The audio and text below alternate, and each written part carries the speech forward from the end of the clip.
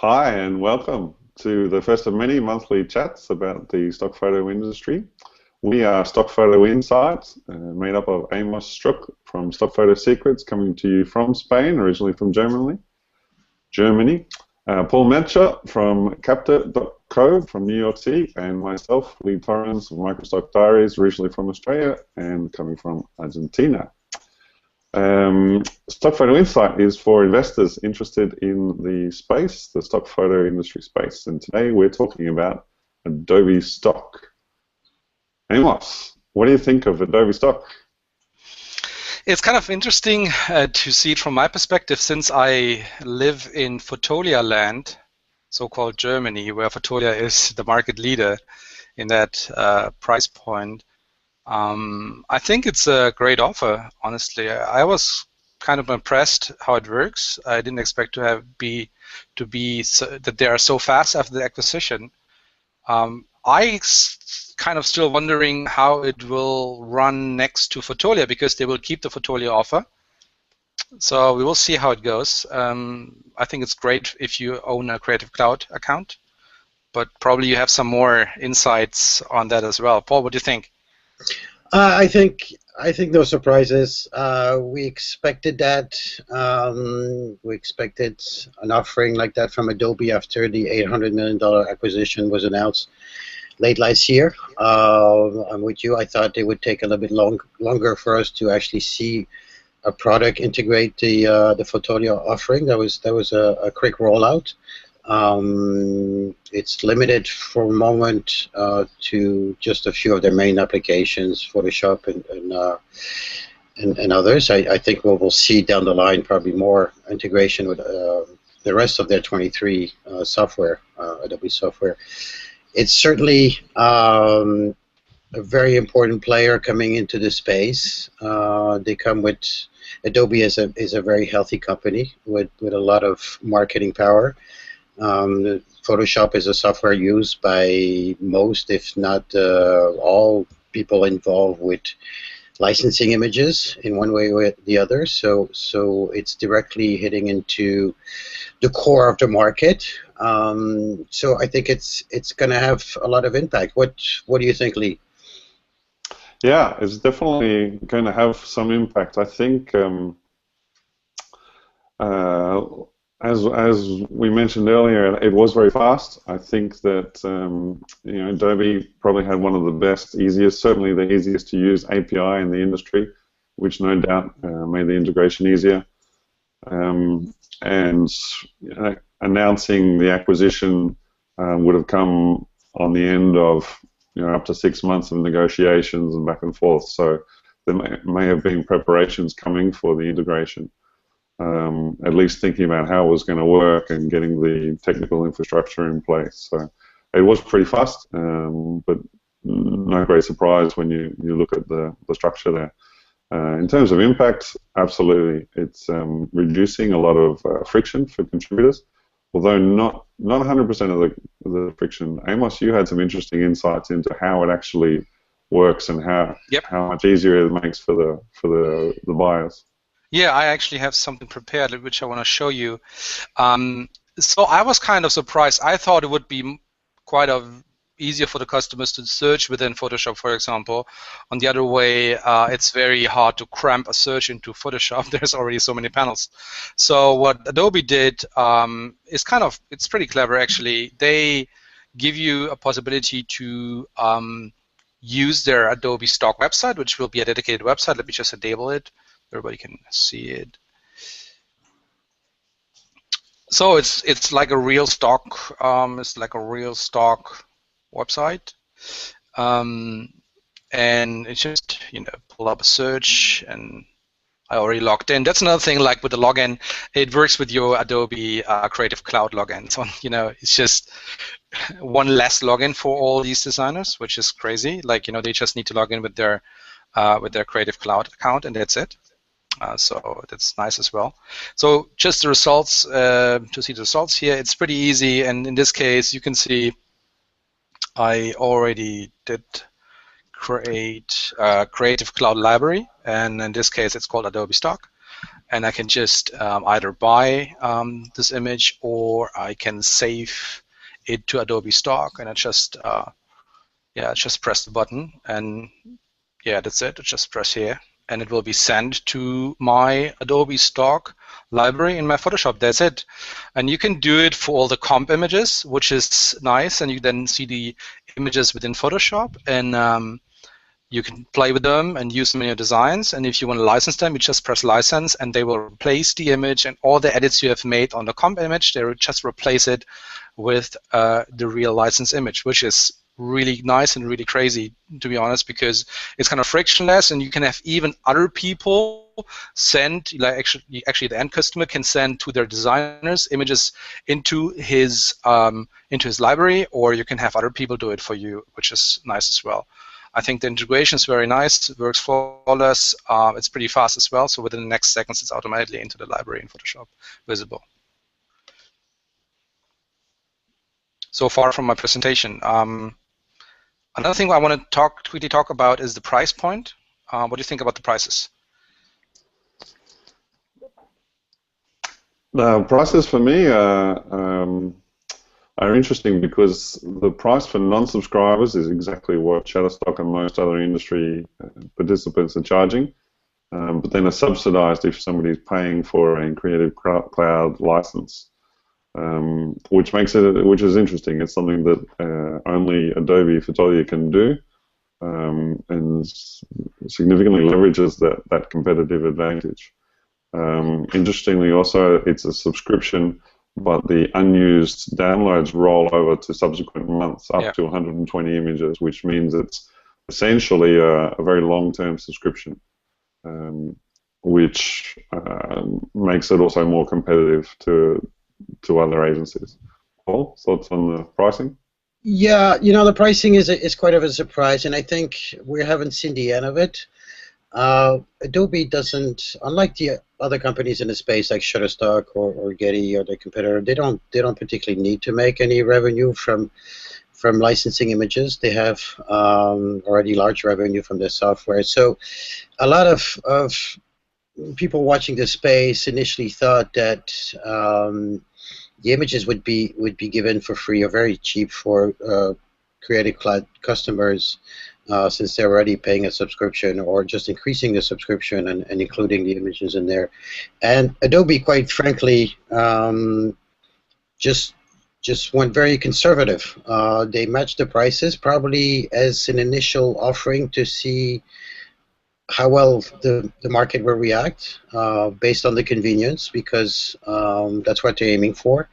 And I think that if they don't see enough traction, we'll probably see a drop, or a more inclusive way to integrate people's monthly subscription within their licensing purchases, so that it's even less. It offers even less frictions for people to license images. So for now, it's as you guys said, it's very conservative. It's we're doing everything that everybody else is doing to see how it goes. But I think we will see some adjustments in the coming years, if not sooner. And they can even just launch like a VIP or premium Creative Cloud subscription, because like usually the stock. The prices, the money for the stock images comes from a different person than the money for the subscription or the software. So this will be kind of interesting to see whenever they really include it in the software subscription service as like a minimum of whatever 10 images per month or so. That will be interesting as well, because other people will pay it than before. So how will it impact Shutterstock and all the other main players like Getty Images? What do you think, Lee? I think it'll have Shutterstock thinking very long and hard. I think this is a competitive advantage that nobody else in the entire industry can compete with. At the moment, I don't think it's too much of a threat, given that there's still a fair amount of friction. In that the customers are not doing the entire search and purchase process from within Photoshop or from within the app. They're still having to duck out to the website and come back in. Adobe may make corrections and shorten that process in the future. So for now, it's not too big. there's other things also that tie buyers into their existing relationships. If they have a 12-month subscription at Shutterstock that they've already paid for, they're certainly not going to jump onto Adobe until that expires. And then with the processes they have with their accounts department in large organizations where it's set up, it's a monthly invoice, the accounts department knows what it is, when it's coming and how much it's going to be, and they like that as opposed to different amounts for customers buying credits. But even switching subscription, there's a bit of resistance there. Additionally, the people doing the purchasing, doing the buying, they quite often have gotten to know the advanced search functionality of the website. They are comfortable with it. They know how to find the images they want. They know if they have certain contributors that they buy from frequently. They know what their accounts are called and how to search via their portfolios only. So switching to a new system, there's resistance there. There's a lot of things that tie buyers into a certain agency. Shutterstock have more images than Fotolia, attracts more contributors than Fotolia. And a lot of contributors upload more photos to Shutterstock than they do to Fotolia. So there's a lot of resistance there, keeping people on Shutterstock. Shutterstock also has WebDAV and some other tools that make things easier for the large corporates who are known as the biggest buyers, the biggest spenders in stock photography and account for the majority of the revenue. So I can't see Shutterstock taking this lightly, but I can't see them wanting to revolutionize their business in response either. What were your thoughts? Yeah, I agree with what most of what you said. I think it's gonna be the impact is gonna be slow, as you very truthfully said. You know, subscription buyers are already hooked up in one model or the other, so they will wait for those to phase out. However, I think that Creative Cloud has, according to latest numbers, the first quarter of this year, close to 4 million subscribers, which is a great client base to tap in to directly. So that's certainly going to do impact. I think we're going to see more freelancers signing up to it at first and less enterprise in the beginning. As people get used to it. Obviously, as you said, also there's a question of workflow that changes a little bit.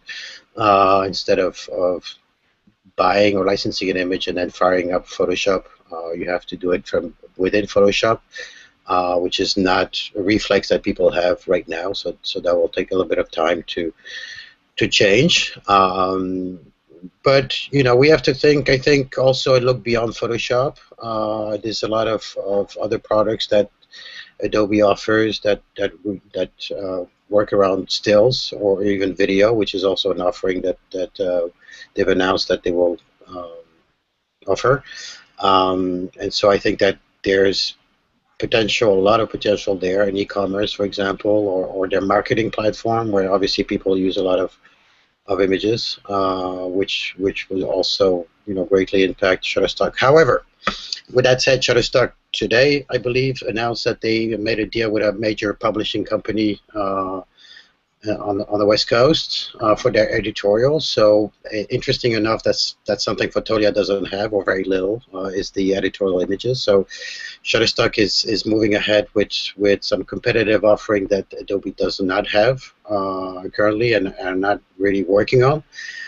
So they're fast on the trigger to respond to any competition that comes up, which is typical of Shutterstock, and it's not really a surprise.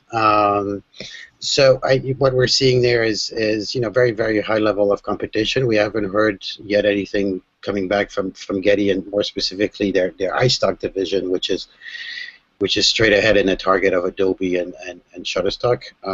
But I think we will probably see or hear some news coming out of there in the next 6 months, also from a competitive reaction from Getty Images, which is also very, very aggressive on that space. Do you want to add something, Amos?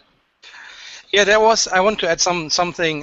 There are actually plugins for like Adobe Illustrator and all that since years, which let you search and even buy stock photos or illustration vector files within Adobe Photoshop or Illustrator. And I think I never heard that a lot of people using these plugins. They are here already since years, so it's not that this integration they started with is the main thing, which is so new. But it's just, I think, also that you have like 4 million customers who have their credit card in their account, and they just click a button. I actually logged into Adobe Stock, and I can just click a button, and I'm done. Like, no more adding credit cards, asking accounting or whatever.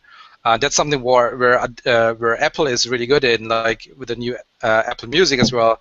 What they will launch end of the month is like everybody will just using it because they already have the credit card on account. So this is the biggest advantage I see. For Shutterstock, I think it's not yet a real threat, but I think they're really thinking ahead how they can really keep their customers. Since Adobe is claiming I think even 80 to 90% of their people are actually using stock photos. So they're tapping into a huge market of users, all of them using Photoshop or Illustrator or InDesign or whatever software from the Adobe Cloud. That's something where Shutterstock really needs to come up, I think, with a big fat answer. Integration of the new editorial content is nice, but the question is about all the designers using commercial content. So I'm really looking forward to the answer from Shutterstock. I would like to come back to something Lee said, about Shutterstock having more contributors than Fotolia and maybe more faithful. You guys noticed that Adobe Stock offers announced that they will be offering commission rates that are slightly higher than what is being offered in the market, which appears to be a move to try to attract more contributors, better contributors, maybe steal away contributors from Shutterstock and other places. What is your thought about that? And is it possible for them to do? Yeah, I think Fotolia is coming from behind in that regard. Shutterstock has never reduced commissions or reduced prices. They've only ever gone up in both. And so while 6-7 years ago they were seen in a negative light by contributors because they were the only subscription agency, today all the other agencies have subscriptions, and Shutterstock's reversed their image. They're now very popular with contributors. The number one earner for most contributors, and for many, that's by a significant margin. And Fotolia, with its unfriendly behavior towards contributors over the years, which has been consistent and at times very aggressive and severe, they've lost a lot of contributors. A lot of the top contributors have left in protest. Some have found that it's just not worthwhile for them to upload to Fotolia anymore. So Fotolia is perhaps hoping to correct some of that with the new pricing and to earn back some of those contributors and the contributors who've removed their best-selling content. So it'll be interesting to see how that plays out. We've already seen some talk of that in the marketplace, but nothing too serious. So yeah, it'll hopefully work for Fotolia and bring them back to. Yeah, I just pulled a number here from the last Microsoft industry report from Microsoft Group. It's about the agency who provide the highest RPA, return per image. It is. Like, just look at the number: Shutterstock 68, almost 70%. In regards to all the others, it's massive. Like, that's something which you need to beat to get all the fresh new content, I think. And that's what Adobe tries to get. Like, all of the Adobe's offers are kind of subscriptions, even how it looks like it's not, but like this one is a rollover, so people actually have a subscription per month. Which means they need fresh content, and they need it fast, and they need a lot of fresh content because people will leave the subscription if they don't get fresh stuff. That's what you see as a contributor when you're submitting to Shutterstock. People are actually downloading the fresh stuff every day. Like, if you submit like on the same day, you probably have several several downloads of your fresh images on Shutterstock. And Adobe and Fotolia especially needs to make their contributors more happy, which they did with some, not only the raise of the commission, but they also changed the way they're counting downloads. They now count the subscription downloads fully, which means a lot of the older contributors are getting into a higher royalty rate because they are recounting all the downloads they had, and so they are earning much more now, which makes them more happy. Which also means that they will now actively subscribe, actively send more images to Fotolia, which means more fresh content for Adobe Stock as well. I think it's a good move, and I think Fotolia has some more stuff they will bring on the table for their contributors, because that's something what I have heard, that they are really working hard to get a lot more fresh contributors on board, or reactivate the ones which haven't submitted so far anymore, since all these Dollar Photo Club and other issues they had. Excellent. Okay, so should we wrap it up there? Any final thoughts, Paul? Many thoughts, but to keep it short, I think it's a very interesting offering. Again, no big surprises since we learned about the acquisition, but very quick and an aggressive move by Adobe. I think we'll see the possibility that Adobe will increase market share for Fotolia. Fotolia is mostly strong in France and Germany, like Remo said earlier, not so much in the US, which is more Shutterstock and Getty's territory. Certainly a place where Adobe by itself is strong. So potential huge battle here, which is obviously a big market. And this move might generate additional players like Adobe software companies or others to be interested in that space and becoming, through acquisition or creating their own content, major players in this space. Amos, final thoughts? I think it's awesome to see somebody big like Adobe being in this market, honestly. I think it's good for everybody. It's good for the contributors. It's even good for Shutterstock. Like, we need to move fast. Since the industry is now over a decade old already, and it get to be tired somehow. So you see, like, one of the big guys on the top are eating up the small ones, and I really like to see somebody else coming up with some new ideas. And maybe it's Adobe with the heavy integration and a lot more contributor support and all that. It will really shake up the industry a little bit, and it's good for everybody. I have a positive outlook, actually. Excellent. Well, my final thought is along the same lines, and just the interesting movements in the industry where people are thinking about ways to put the images closer to where they're going to be used. We've seen APIs in the industry for a good 5 or 6 years, and their adoption has been great. A lot of other technology companies are exposing their user bases to stock photo libraries. So it's great to see Adobe coming in with this one and making a huge dent, getting the images right in there. Hopefully we'll see that result in more image use for the industry, more sales, more revenue for the industry. Okay, so there we have it. Stay tuned for next month, where we'll be talking about another topic of the day. Thanks for listening in. Bye-bye. And you can see us on stockphotoinsight.com when you want to follow us as well. And we'll have set up everything so you can even subscribe and make sure that you don't miss any of our great Stock Photo Insight talks. Thanks everybody. Thanks Paul. Thanks Lee. See you soon. All right.